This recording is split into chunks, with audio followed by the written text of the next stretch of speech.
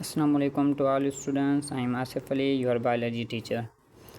तो कुछ बच्चे हमें कमेंट कर रहे थे कि आप सर पहले ही चैप्टर पे फंस गए हैं, थोड़ा जल्दी करें क्योंकि हमारी जो टेस्ट है बहुत ही करीब आ गई है, बाकी इसमें सिर्फ 2 से 3 मंथ बचे हैं। जी बिल्कुल बेटा, आपकी बात सही है। तो हम थोड़ा इसको कोर्स को थोड़ा स्पीड अप करते हैं। तो मैं आपके लिए एक थोड़ी सी खुशखबरी लाया हूँ, वो ये है कि अब हम जो पढ़ेंगे जो सेकंड चैप्टर है एंजाइम, इसमें मैंने जो मतलब बुक यूज़ किया है उसमें ऑलरेडी जो हमारी पॉइंट्स हैं वो नोट की हुई हैं। तो मैं डायरेक्ट सिर्फ वो पॉइंट्स पढ़ता जाऊंगा और आपको बताता जाऊंगा। अगर आपके बुक में वो पॉइंट्स नोट नहीं हुई पड़ी तो आप अपना बुक खोलें और नोट करते जाएं, जैसे हम जल्दी जल्दी अपने चैप्टर को पूरा करें और हम अपने जो मेन पॉइंट्स हैं उनको भी याद कर सकें।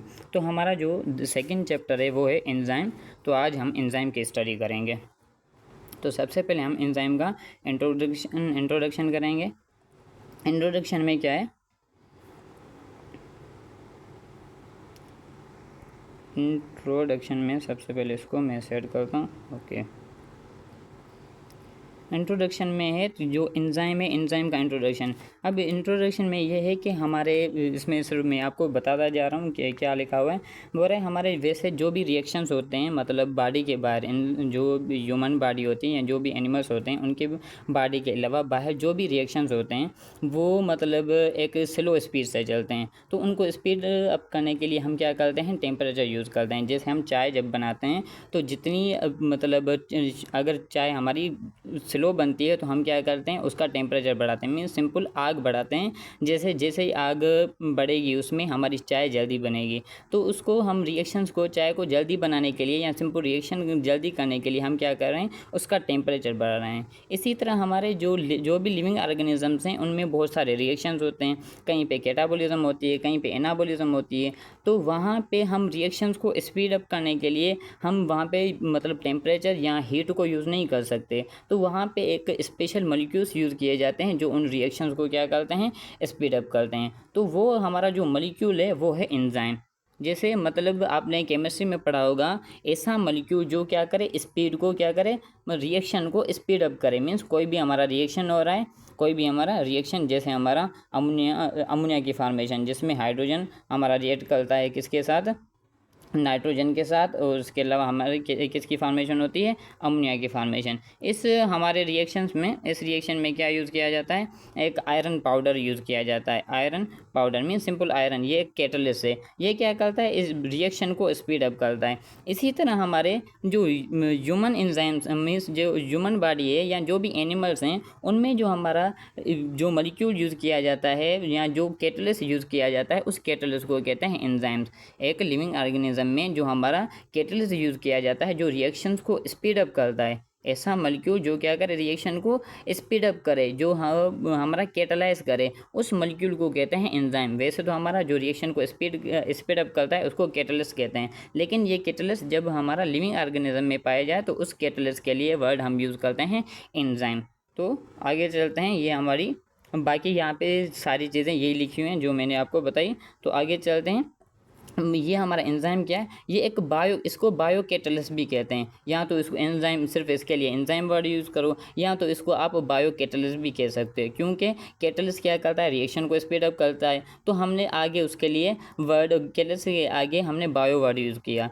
क्यों बायो वर्ड हमने रख दिया, क्योंकि सफिक्स कर दिया बायो। इसका मतलब वजह ये है कि जो हमारा कैटलिस्ट के आगे जब बायो यूज़ करेंगे तो इसका मतलब है ऐसा कैटलिस्ट जो लिविंग ऑर्गेनिज्म में पाए जाए। तो उसको हम क्या कहते हैं, एंजाइम कहते हैं। तो हम एंजाइम भी कह सकते हैं, इसको बायो कैटलिस्ट भी कह सकते हैं, क्योंकि ये कैटलिस्ट एक लिविंग ऑर्गेनिज्म में पाया जाता है। अच्छा, एंजाइम की अगर बात करें तो एंजाइम ग्रीक वर्ड से लिया गया है। एंजाइम 2 वर्ड्स हैं ग्रीक के, एक हमारा है इन, जिसका मतलब होता है इनसाइड, और उसके अलावा दूसरा वर्ड है जाइम, जिसका मतलब है यीस्ट। अब ये हमारा इन और जाइम या जाइम से क्यों लिया गया है, क्योंकि अब अगर इसकी मीनिंग देखें यहाँ पे ग्रीक वर्ड इन का मतलब इनसाइड और जाइम का मतलब यीस्ट, मतलब यीस्ट, इनसाइड यीस्ट। जो हमारा एंजाइम है सबसे पहले यीस्ट में देखा गया था, इसलिए इस वजह से इसका नाम एंजाइम रखा गया, क्योंकि सबसे पहले ये किस में, एक यीस्ट के सेल में रखा गया था। अच्छा, जो टर्म एंजाइम है इसका सबसे पहले जो वर्ड है, एंजाइम का जो वर्ड है वो हमें किसने दिया? फ्रेडरिक विल्हेम क्यूहन, एक साइंटिस्ट है जिसने हमें एंजाइम का वर्ड दिया। कौन सा साइंटिस्ट है? Friedrich Wilhelm Kuhne. तकरीबन डेट है 1878। अच्छा, आगे क्या है? एंजाइम्स में be defined as organic substance capable of catalysing specific chemical reaction in the living system. अब ये एंजाइम की ऐसे समझ लें, डेफिनेशन बता रहा है एंजाइम क्या है? एक ऐसा ऑर्गेनिक सब्सटेंस है, ऐसा मॉलिक्यूल जो क्या करता है?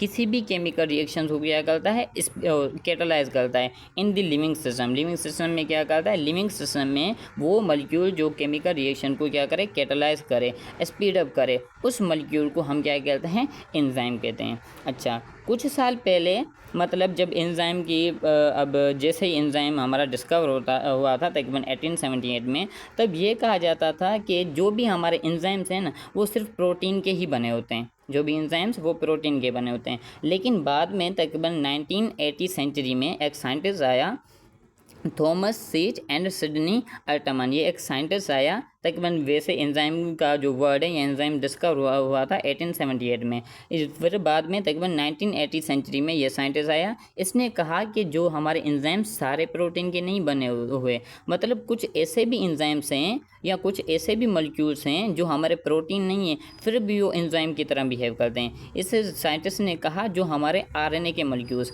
राइबो न्यूक्लिक एसिड के मॉलिक्यूल्स भी कुछ एंजाइम की तरह बिहेव करते हैं, और इसने एक वर्ड दिया उसके लिए, राइबोजाइम। मींस ऐसे मॉलिक्यूल्स या जब हमारा आरएनए एंजाइम की तरह बिहेव करे तो उस आरएनए को कहते हैं राइबोजाइम।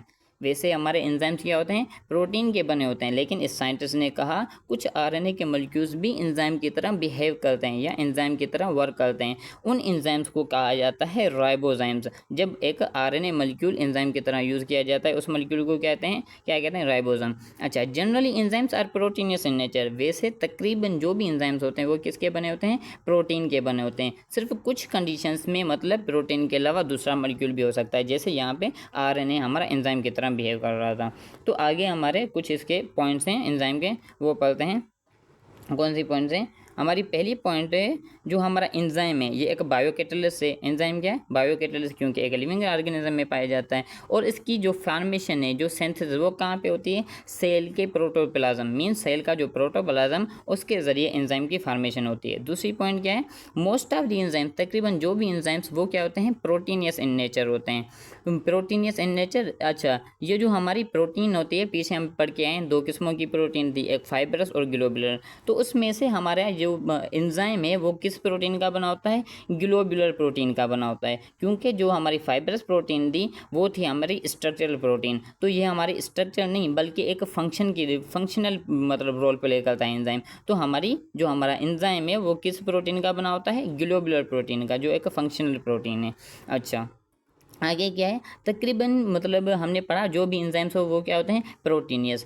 मीन्स अगर कुछ प्रोटीनियस भी होते हैं और कुछ हमारे दूसरे भी हो सकते हैं, मीन्स प्रोटीन के अलावा उसमें नॉन प्रोटीन पार्ट भी हो सकता है। अच्छा, ऐसे एंजाइम्स जो सिर्फ प्रोटीन के बने हों, ऐसे एंजाइम्स जो सिर्फ प्रोटीन के बने हुए हैं उनको हम सिर्फ क्या करेंगे? प्रोटीनियस कहेंगे। और उनका एग्जाम्पल है अमाइलेज और पेप्सिन। ऐसे एंजाइम जो सिर्फ प्रोटीन के बने हुए हैं उनका एग्जाम्पल कौन सा है? अमाइलेज हो गया जो हमारी कार्बोहाइड्रेट की डाइजेशन करता है, इसी तरह पेप्सिन हो गया जो हमारा क्या करता है? प्रोटीन की डाइजेशन करता है। ये हमारे एंजाइम एग्जाम्पल हैं जो सिर्फ प्रोटीन के बने होते हैं। और उसके अलावा ऐसे एंजाइम जो प्रोटीन के साथ मीन्स प्रोटीन भी हो और उसमें नॉन प्रोटीन पार्ट भी हो, मीन्स ऐसा एंजाइम जिसमें हमारा प्रोटीन पार्ट भी हो और नॉन प्रोटीन पार्ट दोनों उसमें पाए जाएँ, तो ऐसे एंजाइम को कहते हैं कॉन्जुगेट एंजाइम। ऐसा एंजाइम जिसमें प्रोटीन भी पार्ट हो और नॉन प्रोटीन पार्ट भी हो, तो ऐसे एंजाइम को कॉन्जुगेट एंजाइम कहते हैं। अच्छा, उसका एग्जांपल है हमारा एसिटाइल कोएंजाइम है। एसिटाइल कोएंजाइम है एक ऐसा हमारा एंजाइम है, इसमें हमारे प्रोटीन पार्ट भी होता है, उसके अलावा इसमें नॉन प्रोटीन पार्ट भी होता है। अच्छा, आगे चलते हैं। हमारे एंजाइम्स दो किस्मों के होते हैं, एक होते हैं एंडो एंजाइम, उसके अलावा दूसरे होते हैं एक्सो एंजाइम्स। एंडो एंजाइम क्या है? ऐसा एंजाइम जो जिस सेल में प्रोड्यूस हो और उसी सेल में वर्क करे। जैसे enzyme act within the cell, enzyme वहाँ पे वर्क करे वेयर दे हैव प्रोड्यूस, जहाँ पे वो प्रोड्यूस हो, मीन्स जिस सेल में वो बने उसी सेल में अगर वर्क करेगा तो उसको एंडो एंजाइम कहेंगे। या सिंपल ऐसा, जब हमारा एंजाइम सेल के इनसाइड वर्क करे तो उसको एंडो एंजाइम कहते हैं। और जब हमारा एंजाइम क्या करे, आउटसाइड द सेल, सेल के बाहर वर्क करे। अब उसकी प्रोडक्शन सेल में हो रही है लेकिन वो वर्क कहाँ कर रहा है, आउटसाइड द सेल कर रहा है, तो ऐसे एंजाइम को हम क्या कहते हैं, एक्सो एंजाइम कहते हैं। दो, एक इंडो एंजाइम है, दूसरा कौन सा, एक्सो एंजाइम। अगर सेल के इनसाइड वर्क करे तो इंडो एंजाइम, सेल के आउटसाइड तो उसको एक्सो एंजाइम कहते हैं। अच्छा आगे, जो हमारे एंजाइम्स होते हैं ना, ये स्पेसिफिक इन नेचर होते हैं, मतलब इनका जो फंक्शन होता है या इनका नेचर क्या होती है, स्पेसिफिक होते हैं। मींस एक पार्टिकुलर फंक्शन ही प्ले करते हैं। जैसे हमने ऊपर एग्जांपल पढ़ा अमाइलेज का, पेप्सिन का। जो हमारा अमाइलेज है ना, ये सिर्फ कार्बोहाइड्रेट की ही डाइजेशन करता है, मीन्स सिर्फ कार्बोहाइड्रेट की डाइजेशन वाला ही रिएक्शन करेगा। इसी तरह पेप्सिन सिर्फ प्रोटीन को डाइजेस्ट ही करेगा, अमाइलेज हमारा प्रोटीन को डाइजेस्ट नहीं करेगा। इसी तरह पेप्सिन वाला जो हमारा कार्बोहाइड्रेट की डाइजेशन नहीं करेगा। मींस जो हमारे एंजाइम्स होते हैं इनका जो काम होता है वो स्पेसिफिक होता है, जो उसका काम होता है वही करता है, दूसरे मतलब वो कोई भी काम नहीं करता। जैसे हमारा अमाइलेज सिर्फ कार्बोहाइड्रेट की डाइजेशन करेगा, पेप्सिन सिर्फ प्रोटीन की डाइजेशन करेगा। तो ये क्या होते हैं, स्पेसिफिक होते हैं अपने फंक्शन में। अच्छा, उसके अलावा आगे क्या है, जो हमारे एंजाइम्स होते हैं इनमें एक पार्टिकुलर साइट होती है। मींस हमारे एंजाइम्स में एक जगह पाई जाती है, एक साइट होती है जहाँ पे सबस्ट्रेट आके रिएक्ट करता है। मींस हमारे जो भी रिएक्शन वो एंजाइम के ज़रिए होते हैं। तो हमारे एंजाइम क्या करेगा, जो भी हमारा मतलब रिएक्टेंट वगैरह होगा, या जिसको हम रिएक्टेंट को इधर सबस्ट्रेट का वर्ड दे रहे हैं और बाद में हमारा प्रोडक्ट बनता है। अच्छा, रिएक्टेंट के लिए हम कौन सा वर्ड यूज़ करें, सबस्ट्रेट। तो एंजाइम क्या करेगा, उस रिएक्टेंट के साथ या सबस्ट्रेट के साथ रिएक्ट करेगा, मीन्स उसको अपने साथ अटैच करेगा और बाद में उसको कन्वर्ट करेगा प्रोडक्ट में। तो एंजाइम की एक जगह पाई जाती है जहाँ पे वो सबस्ट्रेट आके रिएक्ट करता है, उस साइट को कहते हैं एक्टिव साइट। वो साइट एंजाइम की जहाँ पे आके सबस्ट्रेट रिएक्ट करे उस साइट को क्या कहते हैं, एक्टिव साइट कहते हैं। अच्छा आगे, एंजाइम की जो एक्टिविटी होती है ना, इसको हम एक्सेलरेट कर सकते हैं। एक्सेलरेट का मतलब इसकी एक्टिविटी हम इंक्रीज़ कर सकते हैं, इसकी एक्टिविटी हम क्या कर सकते हैं, इंक्रीज़ कर सकते हैं। कैसे इंक्रीज़ करते हैं, कर सकते हैं कुछ मॉलिक्यूल्स के ज़रिए। उन मॉलिक्यूल्स को क्या कहते हैं, एक्टिवेटर्स। एंजाइम की एक्टिविटी हम एक्सेलरेट कर सकते हैं, मींस इंक्रीज़ कर सकते हैं कुछ आयंस या कुछ सार्स के लिए। उन आयंस या सार्स को कहते हैं एक्टिवेटर्स। ऐसे मॉलिक्यूल्स जो एंजाइम की एक्टिविटी को इंक्रीज करें, उन मॉलिक्यूल्स को क्या कहा जाता है, एक्टिवेटर्स कहा जाता है। अच्छा, एक्टिवेटर्स का एग्जांपल जैसे हमारा मैग्नीज आयन हो गया, मैग्नीशियम हो गया, क्लोरीन हो गया, ये हमारे एग्जांपल हैं किसके, एक्टिवेटर्स के एग्जांपल हैं। अच्छा, हमारा आगे क्या है, जो हमारा एंजाइम है ना, जैसे हमारे एंजाइम की एक्टिविटी क्या कर सकते हैं, एक्सेलरेट मींस इंक्रीज कर सकते हैं। इसी तरह एंजाइम की एक्टिविटी हम इनहाइबिट भी कर सकते हैं, मींस एंजाइम की एक्टिविटी हम कम भी कर सकते हैं। कैसे, कुछ मॉलिक्यूल्स के ज़रिए। उन मॉलिक्यूल्स को क्या कहते हैं, इनहाइबिटर्स कहते हैं। मींस एक हमारा एंजाइम है जो हमारा रिएक्शन कर रहा है, उसकी जो स्पीड है ऐसे समझ लें नॉर्मल है, तो हम अगर उसकी स्पीड इंक्रीज करना चाहें तो हम एक्टिवेटर्स यूज़ करेंगे। अगर हम चाहें उसकी जो एक्टिविटी है या उसका जो रिएक्शन की जो स्पीड है वो हम कम करना चाहें, हम मतलब चाहते हैं कि उसकी रिएक्शन जो है वो स्लो स्पीड से चले, तो हम क्या करेंगे, इनहाइबिटर्स को यूज़ करेंगे। तो ऐसे मॉलिक्यूल जो एंजाइम की एक्टिविटी को इनहाइबिट करें, कम करें, तो उनको हम क्या कहते हैं, ऐसे मॉलिक्यूल्स को इनहाइबिटर्स कहा जाता है। अच्छा, इनहाइबिटर्स कौन कौन से हो सकते हैं, जैसे सबस्ट्रेट कंसंट्रेशन हो गया, एंजाइम कंसंट्रेशन हो गया, पीएच एंड टेम्परेचर। अच्छा, ये किस तरह इनहाइबिट करते हैं, ये हमारा नेक्स्ट मतलब आगे टॉपिक है, उसमें पढ़ेंगे कि हमारे ये substrate concentration, enzyme concentration, pH और टेम्परेचर किस तरह एक एंजाइम की एक्टिविटी को इनहाइबिट करते हैं या डिक्रीज करते हैं। अच्छा, नेक्स्ट हमारी पॉइंट है, जो हमारे एंजाइम्स होते हैं ये क्या होते हैं, सेंसिटिव होते हैं। किसके, पीएच के सेंसिटिव। सेंसिटिव का मतलब इनको एक पार्टिकुलर पीएच ही चाहिए, जिस ये पीएच पे हमारे एंजाइम्स वर्क करते हैं वो ही पीएच चाहिए। अगर थोड़ी सी भी पीएच चेंज हो गई तो हमारे एंजाइम्स वर्क नहीं करेंगे। जैसे हमारा एग्जांपल है अमाइलेज का। जो हमारा अमाइलेज ऊपर जो पढ़ के हैं, इसकी जो पीएच होती है ना, वो तकरीबन होती है 8.5 होती है। हमारा 8.4 या 8.5 आ जाती है किसकी, अमाइलेज की। तो हमारा जो अमाइलेज है ये इस पीएच पे ही वर्क करेगा। मिसाल के तौर पे इसकी पीएच जहाँ पे ये वर्क कर रहा है, हमारे अमाइलेज पाया जाता है हमारा इसमें अमाइलेज हमारा कहाँ पे पाया जाता है, स्मॉल इंटेस्टाइन में पाया जाता है। तो वो क्या करता है, उसकी पीएच कितनी होती है, 8.5 पीएच। अगर मिसाल के तौर पे उस इंटेस्टाइन की पीएच तकरीबन कितनी हो गई, 9 हो गई, या हमारी 9 से यहाँ इंक्रीज़ हो गई, 9 हो गई, या 8 से भी कम हो गई, तकरीबन 7 हो गई, तो हमारा जो अमाइलेज एंजाइम है वो वहाँ पे वर्क नहीं करेगा, क्योंकि हमारे एंजाइम्स क्या होते हैं, सेंसिटिव होते हैं। सेंसिटिव का मतलब ये हमारे पार्टिकुलर पीएच पे ही वर्क करते हैं, हमारे एंजाइम्स पार्टिकुलर पीएच पे ही क्या करते हैं, वर्क करते हैं। ये क्या होते हैं, सेंसिटिव होते हैं। अच्छा, आगे क्या है, they remain chemically unchanged during and after the chemical reaction. इस पॉइंट का मतलब है जो भी हमारे एंजाइम्स होते हैं ना, जब वो केमिकल रिएक्शन करते हैं तो उस केमिकल रिएक्शन में ये खुद यूज़ नहीं होते। उस केमिकल रिएक्शन में मीन्स वो क्या करेंगे, सबस्ट्रेट को लेंगे और उस सबस्ट्रेट को कन्वर्ट करेंगे प्रोडक्ट में। बाकी जो एंजाइम होगा जिस तरह है वो इसी तरह रहेगा, मीन्स खुद उसमें यूज़ नहीं होगा। इस एंजाइम में चेंजिंग कोई भी नहीं आएगी, एंजाइम में कोई भी चेंजिंग नहीं आएगी। एंजाइम खुद अपना उस रिएक्शन में सिर्फ क्या करेगा, उसको स्पीड अप करेगा, रिएक्शन को की स्पीड को इंक्रीज करेगा। बाकी वहाँ पे इसका उधर कोई भी रोल नहीं है, मीन्स ये खुद यूज़ नहीं होता। अच्छा, आगे क्या है हमारा, ये हमारा इंट्रोडक्शन कंप्लीट हुआ और आगे हमारा जो नेक्स्ट टॉपिक है वो है हमारा स्ट्रक्चर ऑफ एंजाइम। तो हम इसको भी पढ़ लेते हैं यहाँ पे। जो हम अगर हम एंजाइम की स्ट्रक्चर की बात करें तो एंजाइम क्या होता है, एक 3 डायमेंशनल ग्लोबुलर प्रोटीन है। एंजाइम क्या है, एक 3 डायमेंशनल ग्लोबुलर प्रोटीन का बना होता है। जी बिल्कुल, पहले ही मैं आपको बता के आया हूँ कौन सी इसमें प्रोटीन होती है, ग्लोबुलर प्रोटीन होती है। दूसरी बात, एंजाइम क्या होता है, 3 डायमेंशनल होता है। उसके अलावा एंजाइम में क्या क्या क्या पाई जाती हैं, जो हमारा एंजाइम क्या करता है, जब सबस्ट्रेट के साथ रिएक्ट करता है तो ऐसी जगह या ऐसी साइट जहाँ पे हमारा सबस्ट्रेट रिएक्ट करे उस साइट को कहते हैं एक्टिव साइट। एक्टिव साइट क्या है, ऐसी जगह, ऐसी पॉइंट जहाँ पर हमारा सबस्ट्रेट आके रिएक्ट करे। जैसे हम इधर एक स्ट्रक्चर बना देते हैं एंजाइम की, मिसाल के तौर पे ये वाला एंजाइम है। तो इस एंजाइम में ये क्या है, ये जो मैंने इधर जगह बनाई है, ये क्या है, ये जो ग्रूव लाइक स्ट्रक्चर है, इसको हम क्या कह रहे हैं, एक्टिव साइट। तो हमारा यहाँ पे एक दूसरा सबस्ट्रेट आएगा, क्या आएगा यहाँ पे, ये हमारा क्या है, इसको हम कह रहे हैं एंजाइम। ये हमारा क्या है, एंजाइम है। इसी तरह हमारा ये क्या है, सबस्ट्रेट है। ये हमारा हो गया सबस्ट्रेट। अच्छा, ये सबस्ट्रेट क्या करेगा, इस एंजाइम की ये वाली जो एक्टिव साइट है ना, यहाँ पे आके बैठेगा।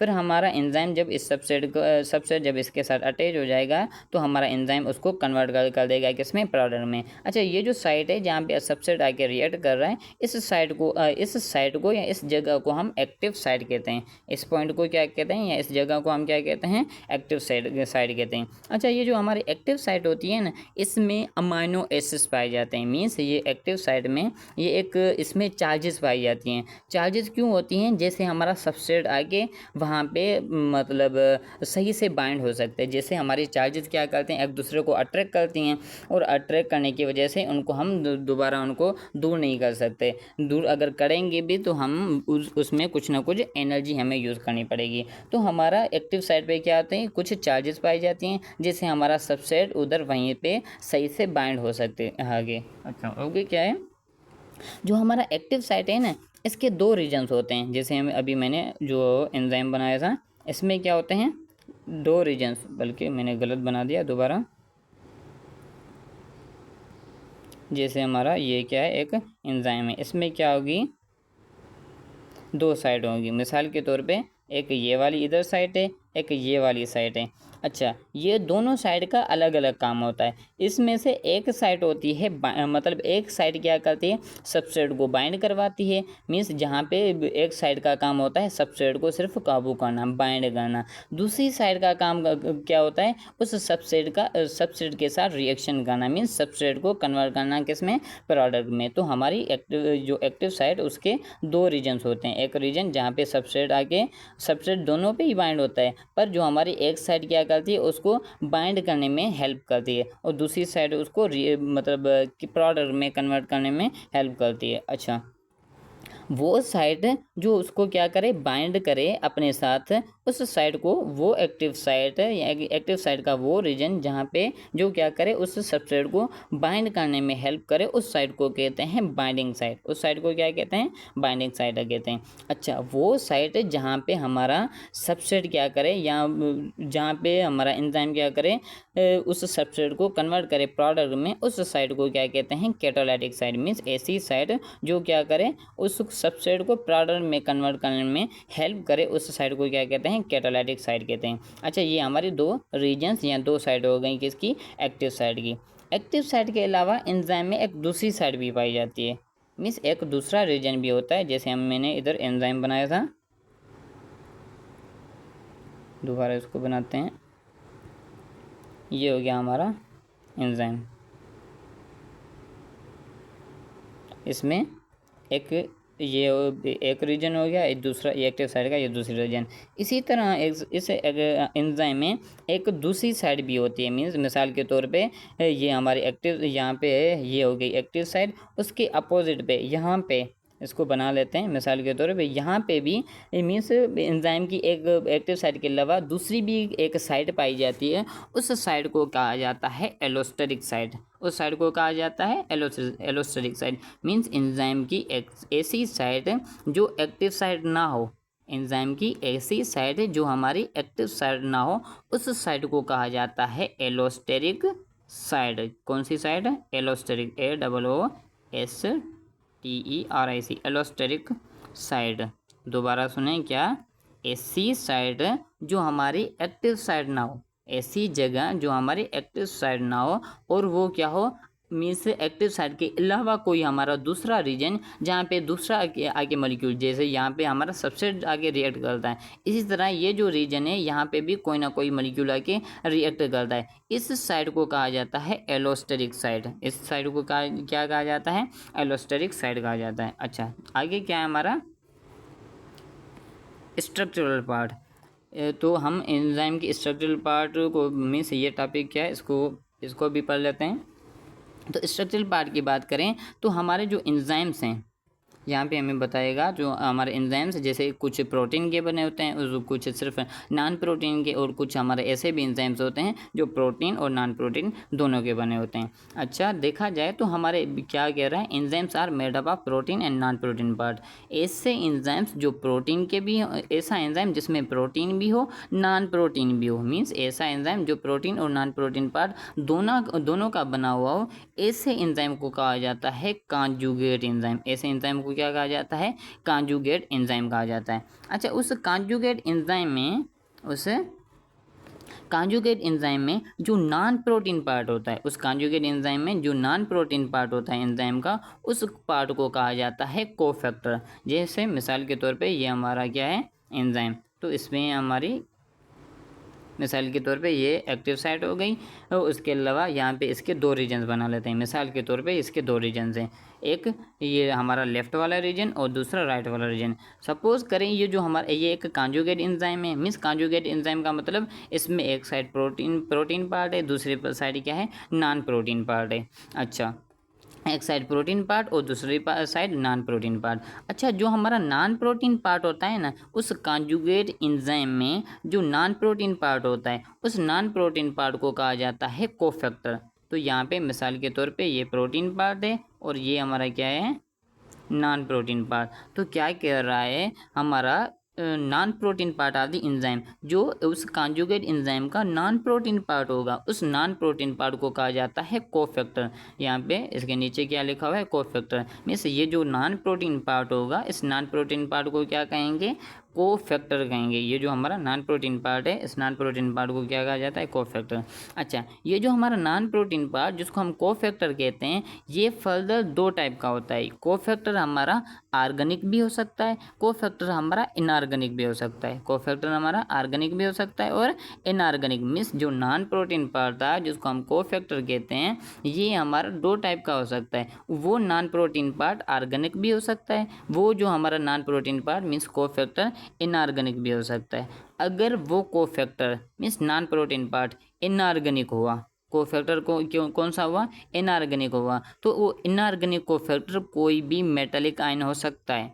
जो हमारा इनऑर्गेनिक कोफैक्टर कोई भी मेटेलिक आयन का मतलब कोई भी मेटल, जैसे हमने पीछे एक्टिवेटर्स पढ़े थे, मैग्नीज था, मैग्नीशियम क्लोरीन, इसी तरह कोई भी हमारा मेटेलिक आयन हो सकता है। अच्छा, वो जो हमारा इनऑर्गेनिक कोफैक्टर है जिसमें मेटेलिक आयन्स होते हैं वो होता है डिटेचेबल कोफैक्टर। मीन्स जो हमारा कॉन्जुगेट एंजाइम में से ये नॉन प्रोटीन पार्ट जो इनऑर्गेनिक कोफैक्टर है ये डिटेचेबल होता है। डिटेचेबल का मतलब ये उससे अलग हो सकता है। जब हमारा रिएक्शन हो तो रिएक्शन के दौरान ये इनऑर्गेनिक कोफैक्टर उसके साथ अटैच होता है, और जब हमारा रिएक्शन ना हो तो इनऑर्गेनिक कोफैक्टर उस कॉन्जुगेट एंजाइम में से अलग भी हो सकता है। उसका मतलब होता है डिटेचेबल, मीन्स उसके साथ अटैच भी हो और रिएक्शन के दौरान अटैच हो और बाद में उससे अलग हो जाए तो उसको हम क्या कहते हैं, डिटेचेबल। तो हमारा जो इनऑर्गेनिक कोफैक्टर वो क्या होता है, डिटेचेबल होता है। दूसरी बात, इस इनऑर्गेनिक कोफैक्टर को हम एक्टिवेटर कहते हैं। जो हमारा इनऑर्गेनिक कोफैक्टर होता है उसको हम क्या कहते हैं, एक्टिवेटर। हम पीछे पढ़ के हैं एक्टिवेटर क्या होता है, ऐसा हमारा मॉलिक्यूल जो एंजाइम की एक्टिविटी को क्या करे, इंक्रीज करे, उसकी स्पीड को और भी इंक्रीज करे, तो उसको हम क्या कहते हैं, एक्टिवेटर कहते हैं। तो हमारा जो इनऑर्गेनिक कोफैक्टर उसको यूज़ किया जाता है एज ए एक्टिवेटर के तौर पर। अच्छा, हमने पढ़ा था कोफैक्टर एक ऑर्गेनिक होता है, दूसरा इनऑर्गेनिक। तो हमने इनऑर्गेनिक जो पढ़ा उस इनऑर्गेनिक कोफैक्टर को क्या कहा जाता है, एक्टिवेटर। बाकी हमारा कौन सा दूसरा जो है उसको हम ऑर्गेनिक कोफैक्टर कहते हैं। अगर हम ऑर्गेनिक कोफैक्टर की बात करें तो हमारा ऑर्गेनिक कोफैक्टर फर्दर दो टाइप का होता है। या तो वो ऑर्गेनिक कोफैक्टर कोएंजाइम होगा, या तो वो ऑर्गेनिक जो हमारा कोफैक्टर होगा वो प्रोस्थेटिक ग्रुप होगा। कहाँ पे लिखा हुआ, ये रहा प्रोस्थेटिक ग्रुप। वो जो हमारा ऑर्गेनिक कोफैक्टर है वो फर्दर दो ग्रुप्स में डिवाइड है, मीन्स उसके फर्दर दो टाइप्स हैं। या तो वो कोएंजाइम होता है या तो वो क्या होता है, प्रोस्थेटिक ग्रुप होता है। अगर हमारा ऑर्गेनिक कोफैक्टर कोएंजाइम हुआ, अगर हमारा ऑर्गेनिक कोफैक्टर कौन सा हुआ, कोएंजाइम, तो हमारा कोएंजाइम क्या होता है, ये एक डेरिवेटिव है। कोएंजाइम क्या है, ये एक डेरिवेटिव है किसा का, विटामिन का। मीन्स विटामिन से लिया गया है। कौन सी विटामिन, जैसे निकोटीन हो गई, फ्लेविन हो गई। ये निकोटीन होती है NAD में और फ्लेविन होती है FAD में। जैसे हम पीछे पढ़ के आए हैं डाइन्यूक्लियोटाइड में NAD और FAD, या NADH2 और FADH2। ये हमारा इनमें से जो हमारा इसमें होती है निकोटीन और इसमें होती है फ्लेविन। दोनों ये क्या है, निकोटीन और फ्लेविन, ये एक विटामिन हैं। तो हमारा जो कोएंजाइम है वो इन विटामिन से लिया गया है, मीन्स उनका क्या है, डेरिवेटिव है। कौन सी विटामिन, एक निकोटीन और फ्लेविन। अच्छा, दूसरी बात, ये जो हमारा कोएंजाइम है ये भी हमारा डिटेचेबल है। जैसे हमारा इनऑर्गेनिक कोफैक्टर डिटेचेबल था, मीन्स उससे अलग हो सकता था, इसी तरह कोएंजाइम भी हमारा क्या होता है, डिटेचेबल होता है, मीन्स एंजाइम से वो भी अलग हो सकता है। अच्छा, आगे हमारा दूसरा टाइप कौन सा है ऑर्गेनिक कोफैक्टर का, वो है हमारा प्रोस्थेटिक ग्रुप। दूसरा टाइप कौन सा है, प्रोस्थेटिक ग्रुप है। अच्छा, ये जो हमारा प्रोस्थेटिक ग्रुप होता है ना, ये हमारा कोवलेंटली बॉन्ड होता है, मीन्स ये उसका परमानेंट पार्ट होता है। प्रोस्थेटिक ग्रुप उससे अलग नहीं हो सकता। मीन्स जैसे हम पीछे पढ़ के आए थे, जो हमारा इनऑर्गेनिक कोफैक्टर और कोएंजाइम जब रिएक्शन एंजाइम करेगा तो उसके साथ होंगे, बाद में रिएक्शन के बाद उससे अलग हो सकते हैं। लेकिन जो हमारा प्रोस्थेटिक ग्रुप है ये हमारा कोवलेंटली बॉन्ड होता है या परमानेंट पार्ट होता है एंजाइम का। ये एंजाइम से अलग नहीं हो सकता। ये ऐसा कॉन्जुगेट एंजाइम का मतलब ऑर्गेनिक कोफैक्टर है जो हम जिसको प्रोस्थेटिक ग्रुप कह रहे हैं, ये क्या होता है, परमानेंट पार्ट होता है एंजाइम का, मीन्स वो एंजाइम से अलग नहीं हो सकता। ऐसे हम इस परमानेंट पार्ट को हम क्या कहते हैं, प्रोस्थेटिक ग्रुप कहते हैं। अच्छा, ये जो हमारा conjugate enzyme without cofactor, means conjugate enzyme, cofactor क्या था, हमारा नॉन प्रोटीन पार्ट। एक कॉन्जुगेट एंजाइम में हमने पढ़ा एक प्रोटीन पार्ट होता है और दूसरा कौन सा, एक प्रोटीन पार्ट होता है, दूसरा कौन सा पार्ट होता है, नॉन प्रोटीन पार्ट। तो हम नॉन प्रोटीन पार्ट को हमने कौन सा नाम दिया था, कोफैक्टर। बोल रहा है जब हम कॉन्जुगेट एंजाइम में से कोफैक्टर को निकाल दें, cofactor means non protein part को निकाल दें, बाकी जो हमारा कॉन्जुगेट एंजाइम बचेगा, मीन्स ये एक कंप्लीट कॉन्जुगेट एंजाइम है। ये कंप्लीट है क्या है, कॉन्जुगेट एंजाइम। इस कॉन्जुगेट एंजाइम में से मिसाल के तौर पे हम ये नॉन प्रोटीन जो पार्ट है, नॉन प्रोटीन पार्ट को अलग कर दें, इस नॉन प्रोटीन पार्ट को हम क्या कर दें, अलग कर दें, तो बाकी हमारा इस कॉन्जुगेट एंजाइम का जो प्रोटीन पार्ट होगा, इस प्रोटीन पार्ट को कहा जाता है एपो एंजाइम। दोबारा, ऐसा कॉन्जुगेट एंजाइम जिसमें कोफैक्टर ना हो, उस कॉन्जुगेट एंजाइम को क्या कहा जाता है? Apo enzyme. मीन्स जब नॉन प्रोटीन पार्ट को निकाल देंगे, बाकी जो प्रोटीन पार्ट बचेगा, इसको एपो एंजाइम कहा जाता है। अच्छा, आगे क्या है? It does not work separately. अच्छा, दूसरी बात, जब इस कॉन्जुगेट एंजाइम में से नॉन प्रोटीन पार्ट अलग हो जाता है, जिसको हम एपो एंजाइम कहते हैं, ये एपो एंजाइम अलग रिएक्शन नहीं कर सकता। इस एपो एंजाइम को या इस प्रोटीन पार्ट को इस नॉन प्रोटीन पार्ट की ज़रूरत पड़ती है। मीन्स रिएक्शन के दौरान ये नॉन प्रोटीन पार्ट इसके साथ अटैच हो जाता है। जब रिएक्शन खत्म होता है तो नॉन प्रोटीन पार्ट अलग हो जाता है, बाकी क्या बचता है? प्रोटीन पार्ट, जिसको एपो एंजाइम कहते हैं। अच्छा, दूसरी बात, ये जो हमारा कॉन्जुगेट एंजाइम जिसमें प्रोटीन भी हो और नॉन प्रोटीन भी हो, इस ओवरऑल कॉन्जुगेट एंजाइम को हम दूसरा होलो एंजाइम भी कहते हैं। जैसे हमारा सिर्फ प्रोटीन पार्ट था तो उसको एपो एंजाइम कह रहे थे। अगर कॉन्जुगेट एंजाइम में प्रोटीन भी हो, नॉन प्रोटीन पार्ट भी हो, तो उसको हम कलेक्टिवली क्या कहते हैं? होलो एंजाइम कहते हैं। होलो एंजाइम कहते हैं। तो हमारा यहीं पे टॉपिक आज का कंप्लीट होता है। इंशाल्लाह बाकी मिलते हैं नेक्स्ट टॉपिक में। अल्लाह हाफिज़।